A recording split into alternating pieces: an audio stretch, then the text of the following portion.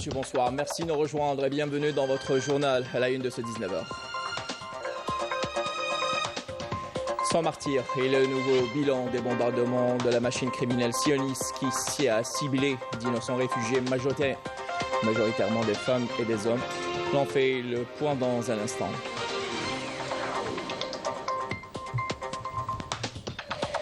Innovation.gov.dz, c'est une nouvelle plateforme lancée aujourd'hui à Alger qui permettra aux entreprises algériennes de différents standings de bénéficier d'importantes facilitations fiscales dans le cadre de l'investissement dans la recherche et le développement. Plus de précisions dans ce journal.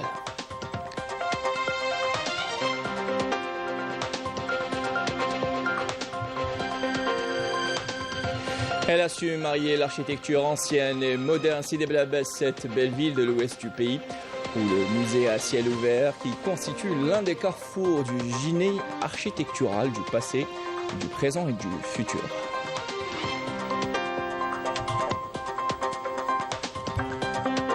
Deux villes et deux ambiances. À la fin de votre édition, on ira acheter notre café aromatisé à Béchar et on le sirotera sur les belles terrasses de la radieuse Oran.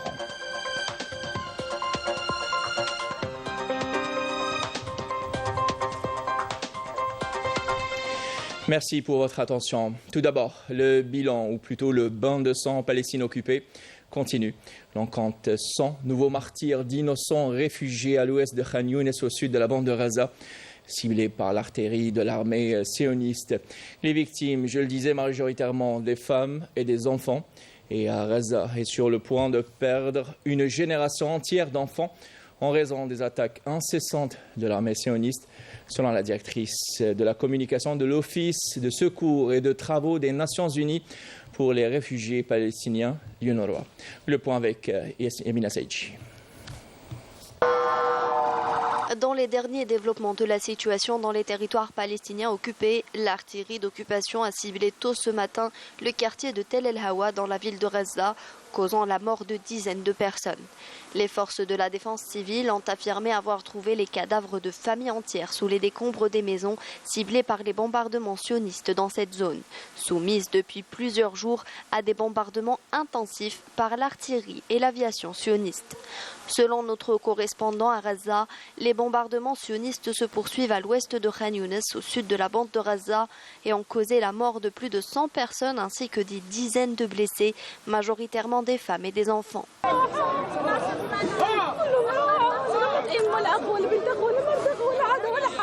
صواريخ على المنطقه هذه كل ما بنقدم بضربوا صاروخ ضربوا تاع المطافي هناك الناس يعني مش عارفين ايش يسووا. هذه منطقه امنه منطقه نازحين اطفال كلها يقول لك روح المواسع المنطقه الامنه. هاي المنطقه الامنه جينا بتضربنا 10 صواريخ اف 35 10 صواريخ طن الصاروخ طن 10 صواريخ. قنابل توجهت خصوصي لاجهزه الدفاع المدني مباشره. سياره الدفاع المدني تم استهدافها وهم رايحين ينقذوا. Alors que l'armée de l'entité sioniste intensifie les ordres d'évacuation à Gaza, contraignant les 2 millions d'habitants à se déplacer continuellement dans l'insécurité, les humanitaires des Nations Unies décrivent des conditions éprouvantes dans lesquelles vivent des personnes déplacées dans une école à Dir el-Balah. L'établissement géré par l'Agence des Nations Unies pour les réfugiés palestiniens, UNRWA, héberge 14 000 déplacés à Dir el-Balah, au centre de la bande de Gaza. Le centre d'hébergement n'a pas eu de nourriture à distribuer depuis le 11 mars et des enfants autrefois en bonne santé sont désormais méconnaissables en raison d'une malnutrition sévère et des maladies. Dans ces conditions, les gens sont tués par les bombardements et les frappes, mais aussi par la maladie et la malnutrition, conséquence directe du siège imposé par l'entité sioniste. La semaine dernière, l'entité sioniste a ordonné le déplacement forcé de 250 000 Palestiniens de l'est de Khan Younes, selon les estimations des Nations Unies. La directrice de la communication de l'Office de secours et de travaux de l'UNRWA a affirmé que Gaza était sur le point de perdre une génération entière d'enfants en raison des attaques incessantes de l'armée sioniste. Au moins 600 000 enfants n'ont pas pu aller à l'école depuis le début de l'agression sioniste contre la bande de Gaza. L'entité sioniste a bombardé les 2/3 des écoles de l'agence depuis le début de son agression contre la bande de Gaza.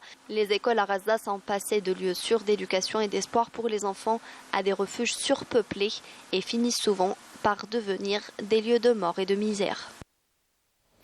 Et dans un communiqué, la Cour internationale de justice a annoncé hier qu'elle rendra le 19 juillet prochain son avis sur les conséquences juridiques découlant des politiques et pratiques de l'entité sioniste dans le territoire palestinien, y compris Al-Quds Est.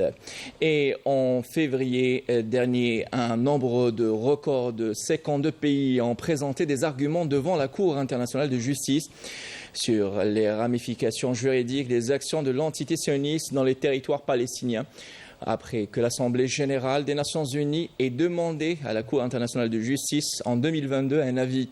La CIJ, affiliée à l'ONU, est la seule Cour internationale qui tranche les différends généraux entre les nations et donne des avis consultatifs sur les questions juridiques internationales. Et en Algérie, l'opération de collecte des signatures se poursuit à travers l'ensemble du territoire national. Les formations politiques FLN, Arandé, le Front Al-Mustaqbel et le mouvement Albina sont à pied d'œuvre pour collecter les signatures requises, nous dit Fouzi Atej dans cette couverture. Récit signé Bader Amarni. Les formations politiques sont à pied d'œuvre pour collecter les signatures requises leur permettant de se présenter aux élections présidentielles du 7 septembre prochain. Plusieurs partis se sont alliés pour présenter un candidat de consensus pour le prochain mandat. Ici, au niveau du parti FLN, c'est la mobilisation pour réussir cette étape cruciale. Le FLN soutient le candidat Abdelmajid Tebboune pour un deuxième mandat. Les membres du parti sont venus de partout pour récupérer leur quota des formulaires de souscription. Au niveau de la salle des opérations, le Rassemblement national démocratique fixe la feuille de route et ajuste sa stratégie pour la collecte des signatures. Le citoyen Abdelmajid Tebboune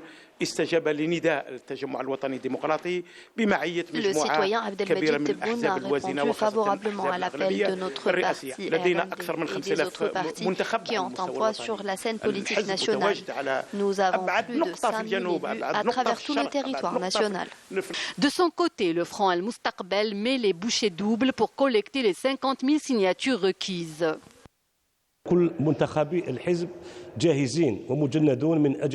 Tous les élus du parti sont mobilisés et prêts pour superviser l'opération de collecte des signatures. Cadres et militants de notre parti sont appelés à assurer le bon déroulement de cette opération. La caravane de collecte des signatures s'y branle depuis le siège du parti Mouvement Albina vers les différentes wilayas. Cette formation politique compte sur sa base militante pour collecter les signatures.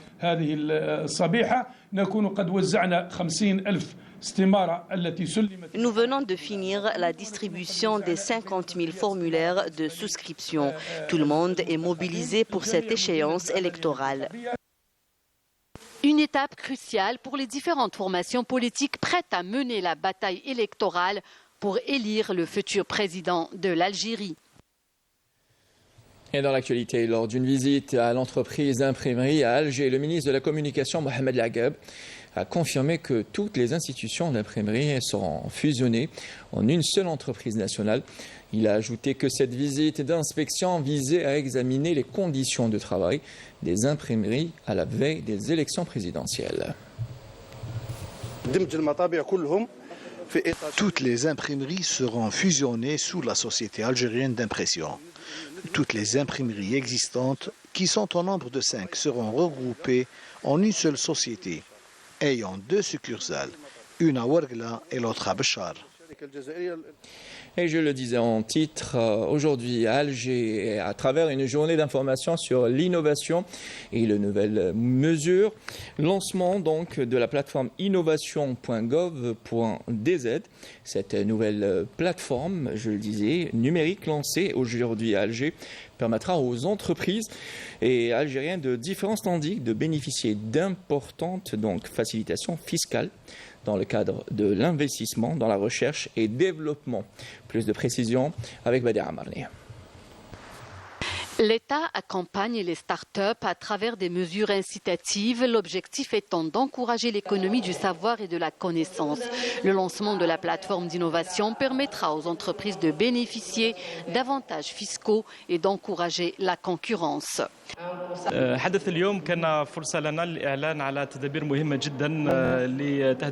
L'événement d'aujourd'hui est consacré à l'annonce de mesures importantes pour une économie basée sur la connaissance.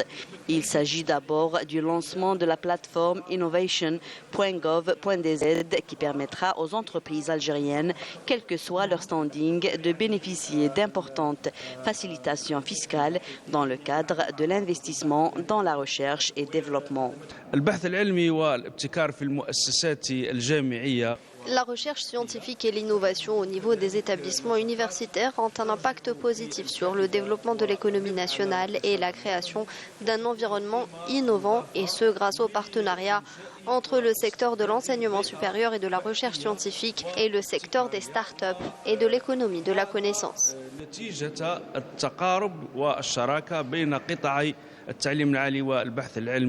وقطاع المؤسسات الناشئة والمصغرة واقتصاد المعرفة.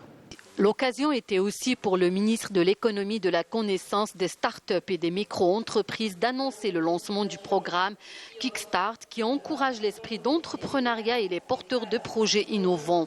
L'objectif à travers cette démarche est la création d'un tissu d'entreprises innovantes avec de la valeur ajoutée. Ce programme permettra de prendre en charge, entre autres, les frais de l'incubation. La première étape concerne 22 incubateurs et 220 porteurs de projets innovants à travers le territoire national. L'Algérie se tourne vers les start-up pour développer son économie et sortir ainsi de la dépendance vis-à-vis de l'étranger. De son côté, le ministre du Travail, de l'Emploi et de la Sécurité sociale, Faisal Ben Taleb, a présidé aujourd'hui la journée d'information sous le slogan « La transition numérique pour un service public de qualité », durant laquelle il a rappelé tous les efforts déployés pour développer le secteur, indiquant que 127 services électroniques ont été développés dans le secteur de l'emploi et de la sécurité sociale en sus du portail électronique global Khadamati, qui permet l'accès à 102 services pour le dépôt et le suivi électronique des doléances.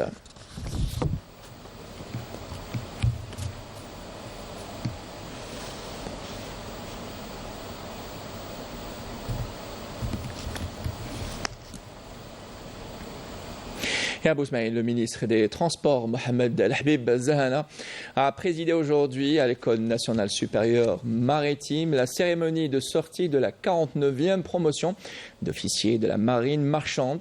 Et la cérémonie a été marquée par la remise de diplômes aux élèves et la distinction d'anciens enseignants et directeurs de l'école. La sortie de cette 49e promotion, composée de 77 élèves diplômés en master ingénieur d'État en sciences de la navigation et en mécanique navale, dont 11 femmes, a coïncidé avec le 50e anniversaire de la création de cette école. Et à cette occasion, le ministre Zahana a précisé que la formation assurée par l'ENSM a été conçue pour faire face aux défis de sûreté et de sécurité maritime et de protection de l'environnement dans le cadre du développement durable, conformément à la politique de l'État en faveur du renforcement de la qualité du transport maritime. Le ministre a par ailleurs salué dans ce sens le rôle de l'école dans le développement des ressources humaines hautement qualifiées, rappelant que 5486 élèves, dont 175 de 22 pays, ont été formés depuis sa création en 1974. Par ailleurs, l'ancien Moudjahed et journaliste de l'agence Algérie Presse Service, Ramdan Temzi, est décédé aujourd'hui à Tizi Ouzou à l'âge de 94 ans, des suites d'une longue maladie. Appris auprès de ses proches. Réputé pour son professionnalisme, le défunt rejoint l'APS en 1973. Militant de la première heure au sein du mouvement national, il a été, durant la guerre de libération nationale, agent de liaison dans plusieurs pays. Inna lillahi wa inna ilayhi raji'un. Et à l'occasion du 62e anniversaire de la fête de l'indépendance, une ambiance de joie et de bonheur est visible sur les visages des bénéficiaires du programme de distribution de logements à Béjaïa. L'opération a concerné plus de 7000 unités de logement de différentes formules, avec une partie importante de plus de 2500 décisions d'aide financière à l'habitat rural réparties à travers la wilaya de Béjaïa. Yamina Saïdji. Un projet architectural bien conçu et un aménagement urbain réfléchi offrant une vue imprenable sur la ville de Béjaïa. Près de 3000 bénéficiaires du programme AADL2 ont reçu les clés de leur appartement dans les immeubles nouvellement construits du pôle urbain de Sidi Boudraham. On n'arrive pas à exprimer notre joie. Toute la famille occupait un 2 pièces. On remercie le président de la République pour l'attribution de ce logement. Après une attente de 11 ans, nous avons enfin obtenu les clés de notre maison. Une double célébration pour les bénéficiaires de cette formule qui ont obtenu les clés de leur appartement à l'occasion du 62e anniversaire de la fête de l'indépendance. Je remercie tous ceux qui nous ont permis d'avoir ce logement. Je remercie le président de la République pour l'attribution de ce logement. La plus grande partie de cette opération a été réservée à l'attribution des décisions d'aide financière à l'habitat rural. Nous avons procédé à la distribution de plus de 2100 logements publics locatifs dans 6 communes, 2700 appartements de type AADL ainsi que 2500 décisions d'aide financière à l'habitat rural, ce qui couvre les 52 communes de la wilaya. C'est grâce à la volonté de l'État et à sa détermination en matière de logement, toutes formules confondues, qu'il a été procédé à la distribution de 7500 unités de logement dans l'unique but d'améliorer le cadre de vie des citoyens, notamment dans la ville de Béjaïa. Et dans l'une des plus belles villes de l'ouest du pays, Sidi Bel Abbès reste un joyau architectural et surtout une réussite sur le plan de l'aménagement urbanistique. La ville se targue de marier l'architecture ancienne et moderne. Une visite de cette belle ville citée vaudrait son pesant d'or, nous dit Raouf Habmouch dans ce reportage. Nous sommes à la place du 1er novembre, le cœur battant de la ville de Sidi Bel Abbès. C'est ici que Djelloul et Abdelkader, deux chercheurs en histoire spécialistes du patrimoine matériel de la ville, nous ont donné rendez-vous pour une visite guidée qui vaut son pesant d'or. Nous voyons la façade du tribunal. Derrière le tribunal, il y a la prison civile de Sidi Bel Abbès. Et derrière la prison civile, il y a le commissariat central. Vous voyez comment que ça a été bâti. Ça a été bâti avec beaucoup de tact pour la gestion de la ville. Et en face du tribunal, ce qui est curieux, en face du tribunal, il y a le théâtre. Nous voyons, si nous rentrons à l'intérieur, il a été fait complètement en mosaïque. À l'intérieur, c'est un bijou architectural unique. D'ailleurs, il vient d'être classé par le ministère de la Culture comme patrimoine national. Il va être classé et protégé. Cet endroit est grouillant de population, venus de partout et de nulle part, des gens qui viennent d'autres wilayats, des gens de la ville. Les potins de la ville sont tous les matins discutés ici, comme une halqa, un théâtre en plein air, où chacun parle de ses problèmes, de ses projets. Donc ça crée une certaine convivialité urbaine, ici, la place du 1er novembre. Pour ceux qui l'ignorent, Sidi Bel Abbès est aussi la ville des châteaux. On en dénombre pas moins d'une dizaine. À voir ces belles façades en pierre de taille sculptées avec une précision linéaire, c'est toute l'architecture haussmannienne de la ville qui se manifeste. Nous voyons derrière nous ce bijou architectural qui n'a pas encore 2 siècles. Donc 1849, 2024, Mazel jusqu'en 2049, il aura 200 ans. Donc nous voyons, il est entouré aussi de bâtisses architecturales de type haussmannien. Nous avons en face de nous la mosquée Abou Bakr Siddiq. Nous voyons que c'était étudié, c'est pas fortuit que ces 2 temples sont face à face, la prière et l'acte administratif. Donc c'est quelque chose de formidable. Tout est étudié, tout est acté dans le bâti architectural de la ville de Sidi Bel Abbès. Tout ce patrimoine que vous avez vu depuis tout à l'heure, la ville a été construite à partir de 1850 à peu près. Et elle a pris son essor durant la municipalité Lucien Bella, un fasciste, quoi. Membre du PPF, militant du PPF, et c'est entre 1929 et 1942. C'est là où on a construit le tribunal que nous avons visité, le théâtre. Cette belle cité conjugue deux styles architecturaux, l'ancien et le moderne. Une mosaïque qui donne plus de charme à la ville devenue une destination pour beaucoup de visiteurs nationaux et étrangers. أنا ممدوح من مصر جيت للجزائر في سيدي بلعباس خصيصا علشان الآثار والحضارة الجزائرية جيت في هذا خصيصا متروبولي علشان الأجواء جدا شعبية جدا تراثية جدا جميلة يعني في هذا الفندق. Plusieurs opérations de restauration ont été entreprises au fil des années pour préserver le riche patrimoine architectural dont jouit Sidi Bel Abbas. Datant pour la plupart du 19e et du 20e siècle, ces vieux monuments ont de beaux jours devant eux, notamment à travers ces opérations, mais aussi à travers l'introduction de nouveaux styles urbains qui préservent le cachet architectural de la ville. Et un mot de sport, le demi-fondiste algérien Djemal Sidjati a remporté le 800 mètres du meeting de Monaco. Tout sourire, nos enfants issus de notre communauté nationale établie en France continuent à arriver au pays pour des colonies de vacances de près de 15 jours. Certains d'entre eux voyagent pour la première fois sans les parents, comme le petit Reda Aouissi et ses deux sœurs. La séparation de papa et maman vaut le détour avec tout ce qui les attend comme activité et amusement. Dans leur pays d'origine, l'Algérie, Afab Belouchet était à l'heure du départ de ses enfants et d'autres. Regardez. C'est le grand jour pour la Aouissi Family. La petite fratrie composée de Adel, Sofia et Alia avance d'un pas enthousiaste, encadré par des parents partagés entre un sentiment de joie et un coup de stress, et pour cause. C'est une première fois pour moi d'aller en Algérie sans adulte. Ça va me faire bizarre d'être sans mes parents. Je vais enfin réaliser mon rêve. Et c'est un rêve que Adel, le Benjamin, partagera avec ses deux grandes sœurs. Elles aussi s'apprêtent à vivre l'aventure d'une colonie de vacances en Algérie, tout en programmant d'y repartir avec leurs parents. Je vais repartir en août. Ça va être trop bien. C'est le meilleur pays, l'Algérie. Et j'espère que je viens m'amuser avec plein d'autres enfants.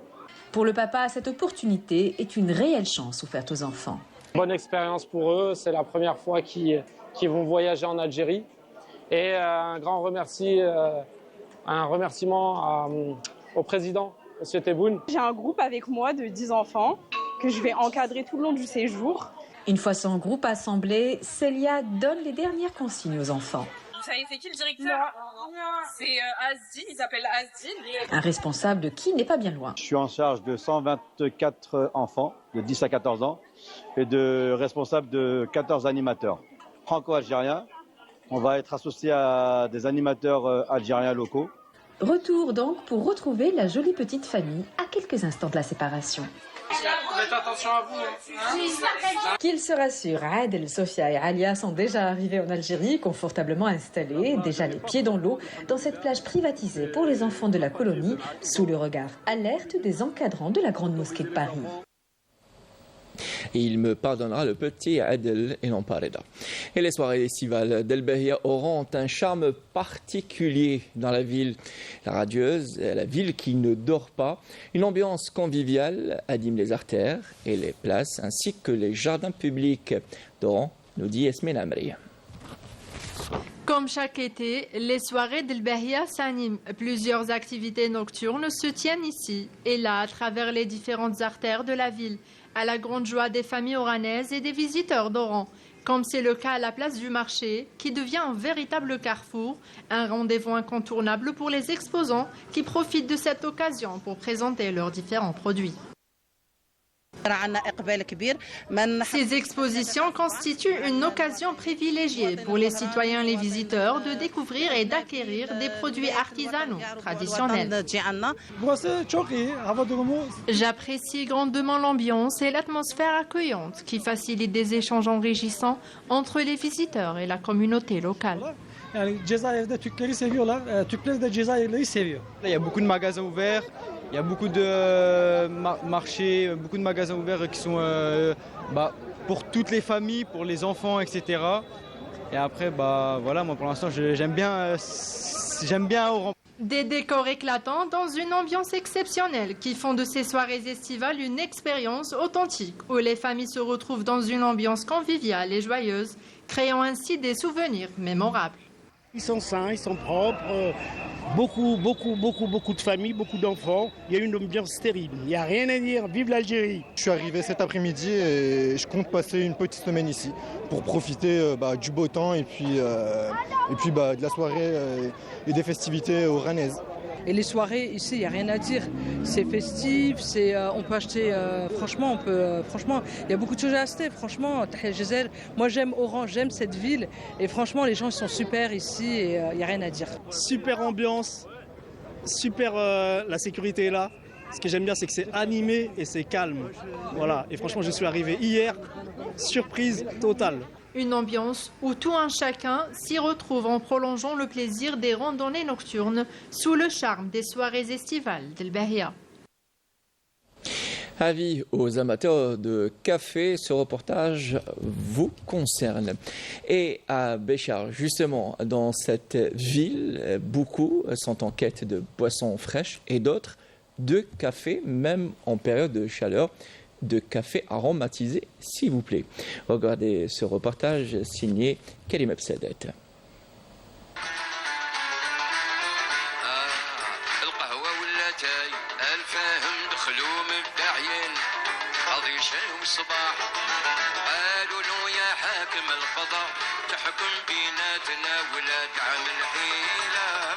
Entre le café et le thé, c'est l'éternel débat qui se répète. Quelle est la préférée des boissons chez les Algériens? Mais pour nombre de Bécharis, la question ne se pose même pas.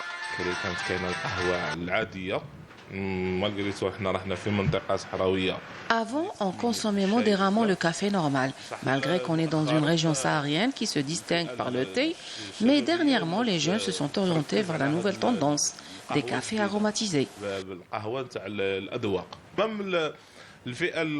Même les plus âgés, qu'on croyait habitués au café normal, est impossible pour eux de changer l'ancien café, eux aussi commencent à demander différents goûts.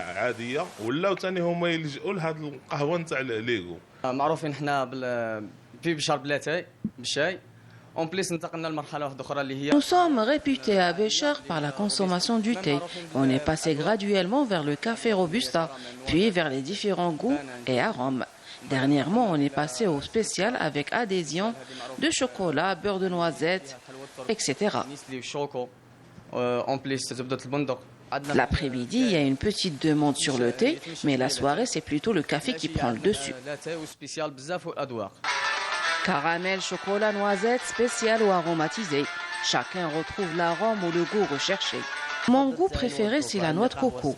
Je prends un café bien serré le matin parce que quand tu prends un bon café, tu passes une bonne journée. Le café est devenu une vraie addiction.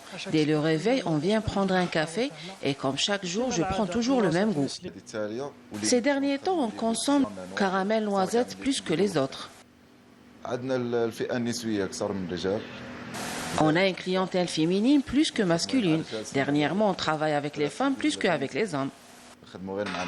Une bonne dose d'adrénaline qui réduit la fatigue et booste le corps. Au début comme en fin de journée, la pause caféine s'impose chez les amateurs du café pour un sentiment de bien-être et une meilleure efficacité.